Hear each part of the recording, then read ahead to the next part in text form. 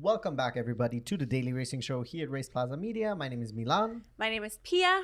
And today we're going to recap F1 Academy in Qatar. Qatar, correct. Sorry, I wasn't sure how you're doing the beginning of the video. But yeah, we're recapping F1 Academy Round 6. They were racing in Qatar, just like the big boys in F1.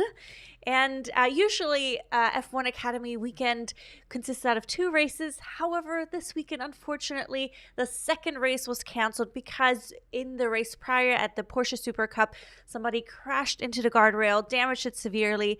They were trying to fix it, but because the schedule is so tightly packed, they were trying to make it happen. The women were already on the grid. They were ready to go. The start kept being delayed and delayed and delayed. And unfortunately, 30 minutes after the original start time, they had canceled the race, which is such a bummer because F1 Academy has only so few races. I mean, they have one more round left, luckily, so 2 more races after this past weekend, but it's still, so they only have 14 races in the whole season. Yeah, I mean, imagine the season would have ended like this. Imagine Qatar would have been the last weekend and then it doesn't even happen. I know. It's also, I think, incredibly frustrating, for example, for Dorian Pan. Yeah. Pin? Dorian Pin? I don't know. Everybody pronounces it differently. Dorian Pan, because... Just say Dorian. Dorian, because she got the pole back to back. So she got pole for race 1 and race 2. And it increases your chances of winning a race. Yeah. Starting from the front, and then you don't even get to do this. Yes. That's a little frustrating, especially because one of her wins, was taken away from her at the very beginning of the season. I was just thinking about that. I was like, it's been so long since that happened. Yes. And it's nice to see also, I mean, we'll do a whole review about it, but like, it's nice to see how far the drivers have come just this season alone. I 100% agree with you. I mean, we can see it. We've been talking about different drivers throughout the season. We've been noticing more throughout the season since all of those women, or most of these women, are very new to us as well. So just seeing them grow throughout the season, and they only have 2 seasons in F1 Academy, and then they have to move on, which makes sense because this is it's just supposed to be a stepping stone. Exactly. And if people would be allowed to stay, then you're not giving other people the opportunity to use that stepping stone to go into other leagues. And then also now they announced that the winner of the F1 Academy gets a full ride for the GB3 championship next year, which is really, really awesome. We'll get into that in just a little bit. Yes. However, let's start from the beginning. Yes. We had a starting lineup with Dorian, as I said, she took pole. Then we had Maya Werg in P2. Yes. And then for the first time this year, starting from the second row, we have Abby Poling starting in 3rd. Yes. And then I think the most standout performance, or the biggest increase, I think, in performance we saw from any driver this year, Leah Block starting from the 4th position. Again, starting from the second row. This is the second time she's done it. And for someone who has never raced an open wheel just like Dorian, and who has, I think most of her experience is actually more off-roading, is not actually on-track racing, she has done a fantastic job. Yes, I'm so excited to watch Leah next season. Not only her, I definitely have my eyes also on Chloe Chambers for next season. I mean, like you said, we're going to do a recap video of the entire season of F1 Academy, plus we're going to look at the grid for next season as well, because there's still a couple things that are a little bit up in the air, so we'll talk about that in our video coming up in a couple of weeks. But yeah, so we have those 4 in the first 2 rows, and it was a big race weekend because there was potential for Abby Poling to take the overall F1 driver championship this weekend. Just like Max, she has F1 Academy Drivers Championship. But did I say F1? Yeah. Oh, my bad. Yeah. She was like, Max, I'm coming for you. I got the points. I got ahead of myself in my thoughts because I was saying, just like Max, she has the chance to win the driver championship before the season is even over. So there was a lot of pressure on her. And if you know some of Abby Poling's past, she's struggled previously with funding. So having a guaranteed fully funded seat for GB3 next season would be huge because, I mean, racing is an expensive sport, and very expensive. And I think people might not realize this, is that as a driver, just because if you signed on for a team, whether it's in F4, F1 Academy, F3, F2, and even F1, you have to pay to get to the places where you need to go. Yeah. So if they're racing one weekend in Qatar and then the next race they're racing in Vegas and then in Qatar, you have to make sure that you get there. Yeah. You also pay for your own racing coach out of your pocket. None of that is covered, you know? So it makes sense that I think they mentioned that she had already dropped out of 2 championships prior because she was running out of funding. And she had also talked in an interview about how every winter break she's like, okay, what am I gonna do next? Yeah. You know, especially like because racing is a very privileged and a very expensive sport, and even if you don't do it on the highest of levels, it costs a lot of money just to go on track. Yes. You know, just to have your car and have tires and brakes and all of this Even stuff. at the lowest tier in karting, it's so expensive. It's super expensive. So it is definitely a privilege to be able to be a race car driver. But so going into this, there was a chance for Abby to win the overall driver championship. She needed to be either come in second or come in third with the fastest lap. So there was... I mean, the chances were high, I would say, going into the race, just based on Abby's previous performances. I would say that I think, yes, chances were high, but I think it was her championship to lose. But I think if she was going to clinch it, I think it would have been like maybe on the second race. You know, maybe race 2 would have been like, okay, if she comes P3, then I think she would have clinched it too. Yeah. So that would have been maybe also possible. Yes. Because you have that second. But yeah, right off the start, so we had Dorian had an excellent start, so she immediately shut down the door, which I was so happy about, because she's had previously some struggles with the starts where she's gotten, I think at least 2 times where she's gotten penalties for the start as well, 5 seconds, which hurt her. I mean, she races so well so that she didn't lose as many positions as she could have and as many points. But I was so happy to see that she had a clean start, nothing early, no twitching or anything. So yeah, so Dorian had a great start. I will say though, every time she starts from pole, she starts fine. Oh, but interesting. When she doesn't start from pole, then she's had those incidents, because every time she had a false start, it was from the back row. It wasn't from P1. But yeah, she had an excellent start. She immediately closed the door on Maya, and then Maya, so P1 starts on the left side, and then so she immediately closed the door, and so Maya tried to go on the left side to go around on T1, which is a right-hander. But then we had Abby Pulling had an excellent start, and she snuck her way kind of almost in between Dorian and Maya, so there was like an Abby sandwich, essentially. Sorry, I'm a little bit distracted right now. I just scratched my eye, and I had some spiciness still on my finger from cooking, so I'm a little distracted. But continue, you are on track. I am on track. And then essentially, Abby's able to kind of pull alongside. Yes. And then she's able to cut in front of Maya going into T2, and then she was able to... Essentially, I mean, spoiler alert, she was able to hold the position. Yes. Abby is our new F1 Academy champion. So huge congratulations. What a fantastic performance. Last year, this was also her last year in F1 Academy. I mean, it was her last chance to do it, yeah. Exactly. And last year, she finished in the championship in 5th position. And this year, she had an absolutely dominant performance. And... I think we will be able to see Dorian coming back, and I think Dorian will for next year, because Dorian is in her first year as well at the F1 Academy. I think she will definitely make a charge for the championship. Yes. But what a huge achievement for Abby. Yes, agreed. She's been incredibly consistent, incredibly dominant. Every time she starts from the front, no one is taking away that from her. And you know, this is the first time she's actually started from that back row, which is second row for her. Yeah. And she was still able to capitalize on that. Qatar is a very difficult track to overtake. Yes. Especially also they don't have DRS. They don't have DRS. They're all racing essentially the same car, but different setups. Yeah. They kind of can decide how they want to set up the car, whether more downforce, more, a top speed, whatever they want.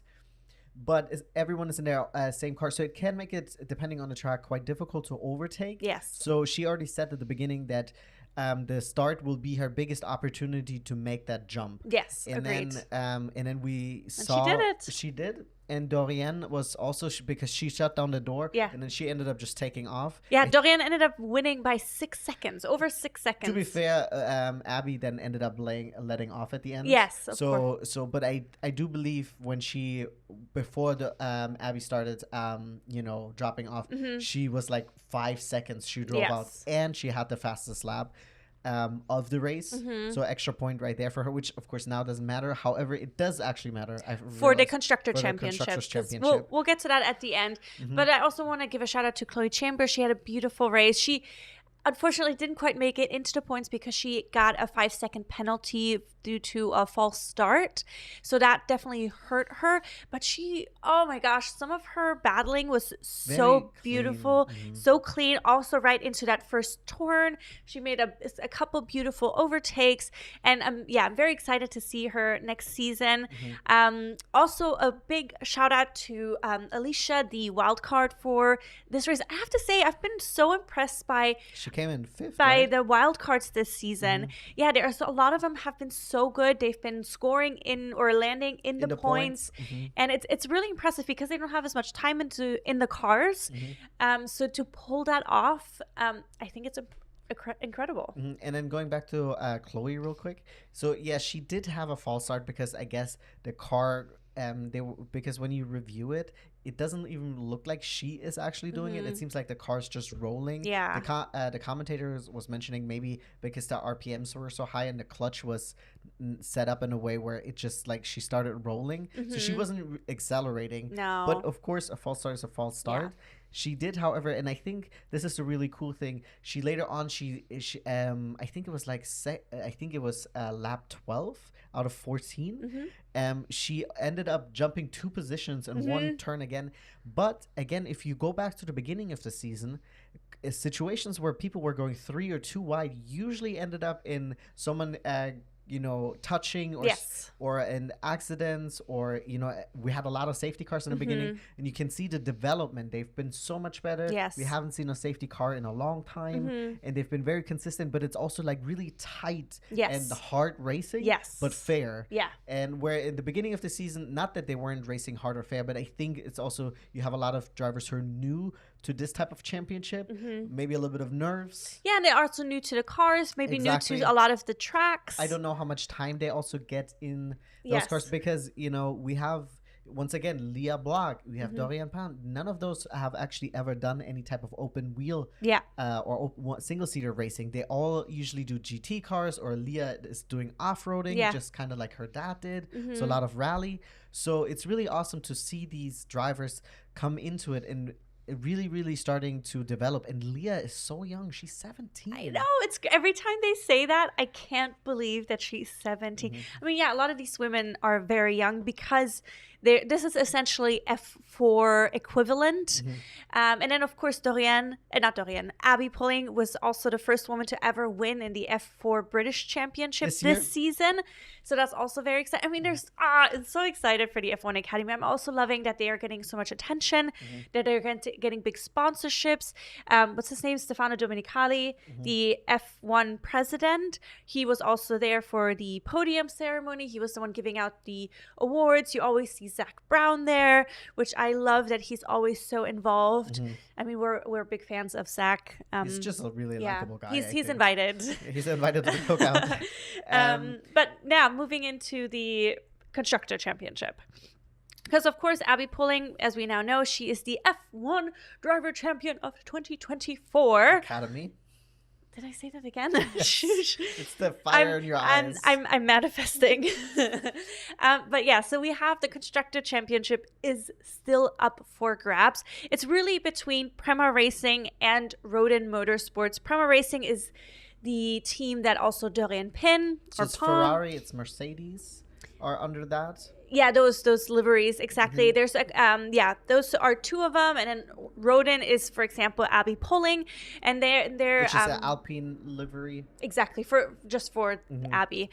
So Prema Racing currently has 332 points, and Rodin has 304 points. They're still some fighting possible since there's 2 more races and a lot of points up for grabs. So we will see if anything changes. That's why this weekend was also very important for both Dorian and Maya to just do well for the Constructor Championship. And I will say also, like, once again, like F1 Academy it's really fun to watch because there's usually always something going on track with someone. And then also it is because the races are a little bit shorter, so it's a 14 lap race in Qatar. It's very easily to watch because like F1, for example, it's like a commitment. It's a 2 hour or 2 hour plus commitment. Whereas F1 Academy, if you're just watching the race, it's like 20 minutes. It's about 20 to 30 minutes, you know. So it's very easily watchable, and it's really great racing. I mean, I think that goes with any type of like Formula 4. We watched a bunch of different championships throughout the year. Yeah, Formula Regional, Formula 3, like all those junior leagues, which we've been saying all season long or all year long, is they're not to be underestimated. They're still so much fun to watch. So give them a chance if you haven't yet. But yeah, we have one more race weekend ahead of us for the F1 Academy since they're finishing off their seasons alongside F1 at the Yas Marina circuit in Abu Dhabi. So what's happening? Sorry. I just started sitting up straight and I was like, because I was slouching the whole time, I didn't realize that. But yeah, so we have one more race weekend. Hopefully both races will take place in that final race weekend coming up just this upcoming weekend. So you don't even have to wait much longer for it. And that's going to be it. I'm excited. I'm looking forward to it. Yeah, I'm excited too. It was really awesome season to follow, and I hope we'll get good 2 races at the end of the year. Yes. Oh, I also want to say, which we didn't really follow much this year, but also something to keep an eye out for next weekend is the F2. I was gonna say F2 Academy, but it's not F2 Academy. The F2 Championship, because currently there's literally half a point between the first and the second place in the overall driver championship. Bortoletto, who is coming to F1 next season, he's currently leading, and then Isaac Hajar is currently a half a point behind him. So there's lots to fight for them next weekend as well. He is going. Is it Alpine? No, Alpine is Jack. Oh yeah, Jack. So is that Steak? Yeah, Steak along with Nico. Well, whatever their name is going to be next year. Yeah, Audi, Steak, Qatar, whatever. something. We'll find out. But yeah, so definitely also keep an eye out for that. That's going to be very interesting coming up. Definitely, I think I want to watch that as well, just because it's so 100%. high stakes next because weekend. F2 is really exciting racing, and the races that we've watched, or also I've watched, I think something by myself, are really awesome. It's just sometimes it's just so much to watch because they're obviously always racing when F1 is racing. Agreed. And we're trying to be a little bit more varied in our content. Yes. So it can be sometimes difficult. But honestly, all of those junior championships below F1, and I know F1 is like the king and whatever. Yeah. And of course it is awesome. Yeah. Especially this season was awesome. But those are really highly competitive championships. Everything from F2 down to Formula F3, Regional, F4, Freca, all of that stuff. Yeah. And don't miss out, especially if you feel like you don't have a lot of time to invest into watching racing. That's the way to go. But because the year's almost over, there's very little racing coming. So definitely spend as much time next weekend at the Yas Marina circuit with us. Watching and then rewatching. Yeah, exactly. Come back here and chat with us and tell us that we were right. Yes, exactly. But yeah, let us know in the comments if you watched the F1 Academy race. Let us know your thoughts. Congratulations to Abby Pulling. We're so happy for you. And I'm so happy that she gets to race in GB3 next season. And hopefully maybe in the other league as well. Yeah. But yeah, remember to give us a like and a subscribe. Check out this week, Thursday. Comment. Oh, yes, a comment. Let us know what you thought. And then this week, Thursday, we'll have our What to Watch video coming out. So tune in for that as well. Bye-bye. Bye.